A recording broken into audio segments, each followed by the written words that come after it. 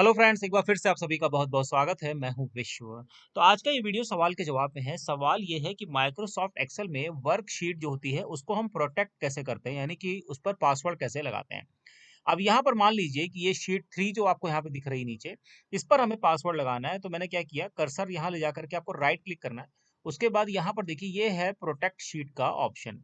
इस पे क्लिक कर देंगे तो कुछ ऐसा आपके सामने विंडो ओपन होगा प्रोटेक्ट शीट का। अब यहाँ पर देखिए allow all user of this worksheet to, मतलब आप यूजर को क्या अलाउ करना चाहते हैं, उन उन चीजों पे आप टिक लगा दीजिए। जिस पर आप टिक नहीं लगाएंगे वो काम यूजर उस पर नहीं कर पाएगा। ठीक है, मतलब उसके लिए पासवर्ड उसको चाहिए होगा। तो यहाँ पर मैं एक पासवर्ड सेट कर देता हूँ। मतलब मैंने सिंपल सा एक पासवर्ड सेट कर दिया। आप अपना पासवर्ड सेट करिएगा।